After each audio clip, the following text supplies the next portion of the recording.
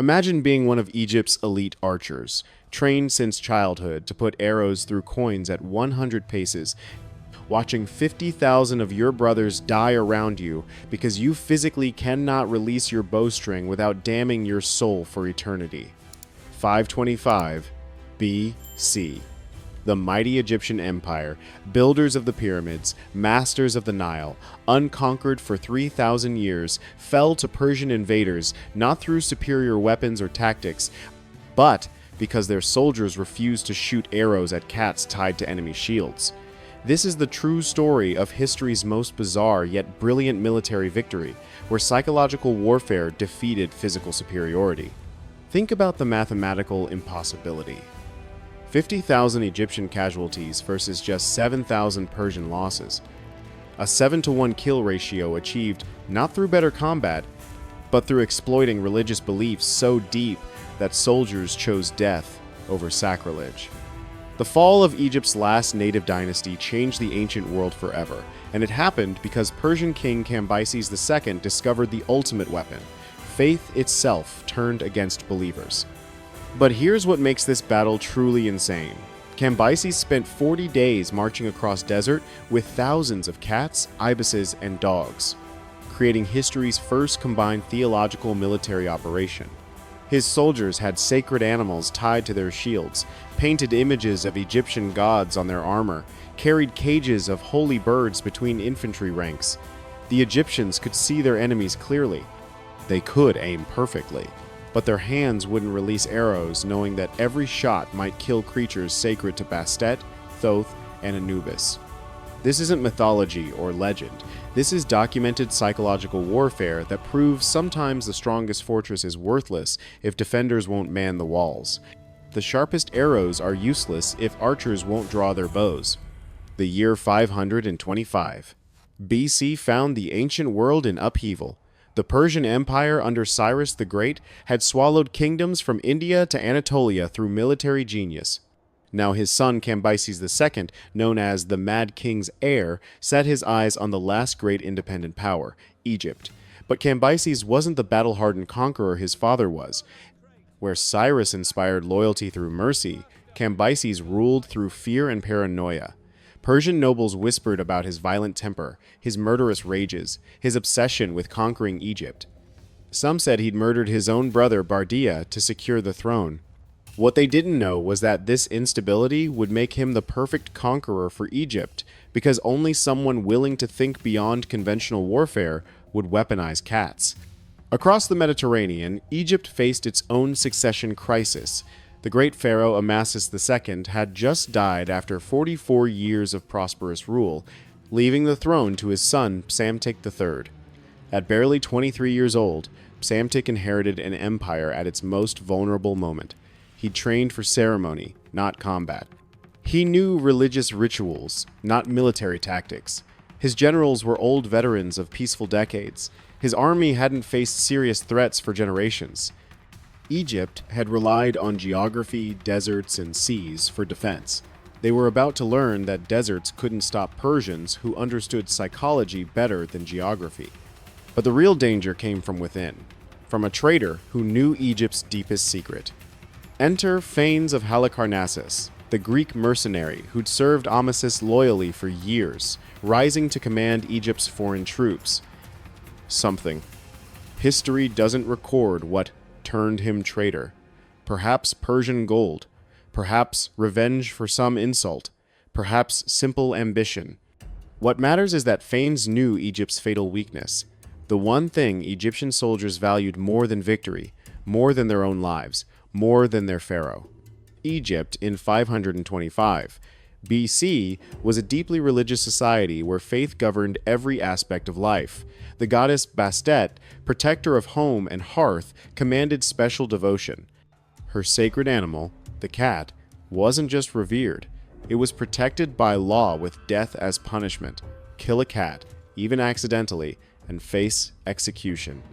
Ibises sacred to Thoth, dogs sacred to Anubis, hawks sacred to Horus, all enjoyed similar divine protection. Egyptians mummified millions of these animals, spending fortunes on their afterlife preparations, with the same care given to human dead. This wasn't mere superstition or primitive belief. Egyptian soldiers genuinely believed that harming these animals would curse them for eternity in the afterlife. Worse, it might anger the gods enough to abandon Egypt entirely. In a world where divine favor determined everything from Nile floods to military victories, this belief shaped every decision. The death of Cambyses II created the perfect storm for Persian exploitation. A young, untested pharaoh, an army that hadn't faced serious threats in decades, a religion that made certain tactics literally unthinkable. And now, a traitor who knew exactly how to exploit these weaknesses. The spark came from wounded pride. Cambyses had requested a daughter of Cambyses in marriage, a common diplomatic arrangement. But Amasis, perhaps sensing weakness in the Persian prince, sent a substitute, the daughter of the previous pharaoh dressed up as his own. When Cambyses discovered the deception, his infamous rage exploded with volcanic fury. Egypt had insulted him personally. Egypt would burn, but rage alone doesn't conquer empires. Cambyses needed intelligence, and Phanes delivered. The Greek traitor didn't just provide information on troop positions or fortification weaknesses. Any spy could do that. He revealed the psychological blueprint of Egyptian society. He explained their religious obligations, their sacred animal laws, their spiritual paralysis when faced with certain moral choices. Most crucially, Phanes identified Pelusium as Egypt's Achilles heel. Pelusium, the gateway fortress guarding Egypt's eastern frontier, was where any invasion from Asia had to pass. Its massive walls had repelled Assyrians and countless raiders. Egyptian military doctrine was simple: hold Pelusium and Egypt stays safe. Lose it and the fertile delta lay open. What happened next defied 3,000 years of military tradition. Cambyses assembled an army unlike any before. Yes, he had his 200,000 Persian regulars, infantry, cavalry, siege engineers. But he also issued orders that made his generals question his sanity: collect animals. Specifically, collect cats, ibises, dogs, every creature sacred to Egyptian gods. The logistics alone seemed impossible. How do you transport thousands of cats across hundreds of miles of desert? Cambyses found unlikely allies: the Arabian tribes. These nomads, long oppressed by Egyptian taxation and raids, gladly aided the Persian march. They provided water, guides, and, most importantly, helped gather sacred animals from Egyptian border towns. Meanwhile, Psamtik scrambled to prepare Egypt's defense. His forces looked impressive on papyrus: elite archer units who could put arrows through coins at 100 paces, Nubian auxiliaries whose fathers had conquered kingdoms, Greek mercenaries hardened by Mediterranean conflicts, perhaps 80,000 men total, with Pelusium's garrison adding another 15,000. The young pharaoh's war council brimmed with confidence. They had the defensive advantage. They had the gods' favor. Priests performed daily rituals. Sacrifices filled the temples. They had supplies to outlast any siege. What they didn't have was the ability to imagine the unimaginable. The Egyptians prepared for conventional siege, battering rams, scaling ladders, starvation tactics. They stationed their best archers on Pelusium's walls. They arranged infantry in traditional formations. They never conceived that Cambyses would weaponize their own faith against them. Phanes, watching from the Persian camp, must have smiled, knowing his revenge was coming. He'd lost everything. His Egyptian family executed as traitors, property confiscated. But he knew every Egyptian commander personally, their strengths and weaknesses. More importantly, he understood their spiritual constraints with absolute certainty. An Egyptian archer would rather die than commit sacrilege. This predictable, exploitable piety would doom them.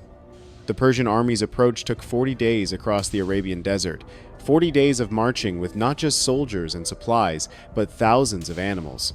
Contemporary accounts describe the surreal sight: Persian warriors sharing water with cats, cavalrymen carrying cages of ibises, supply wagons modified to transport sacred creatures. Any other army would have called it madness. Cambyses called it strategy. As the Persians neared Pelusium, Egyptian scouts reported the impossible. The enemy isn't just bringing siege equipment, they're bringing a menagerie. Confused reports reached Psamtik. The Persians march with cats. They carry birds in cages. Dogs walk among their ranks. The young pharaoh dismissed it as desert hallucinations or enemy propaganda. Surely no commander would burden himself with animals during a military campaign. The night before battle, both armies performed their rituals. Egyptians prayed to Bastet, to Horus, to all gods who protected the two lands. Persian priests made offerings to Ahura Mazda. But Cambyses had one more ritual to perform. He personally inspected the sacred animals, ensuring they were visible, healthy, ready to serve their purpose. Here's the detail that changes everything. Cambyses didn't plan to simply release animals onto the battlefield. That would be chaos, nothing more. No, his plan was far more sinister and brilliant. He would make the animals part of his army's very structure, integrated into their battle line in a way that would make Egyptian resistance physically impossible for soldiers who valued their souls. Dawn painted Pelusium's walls crimson, an omen priests would later recall with shuddering clarity.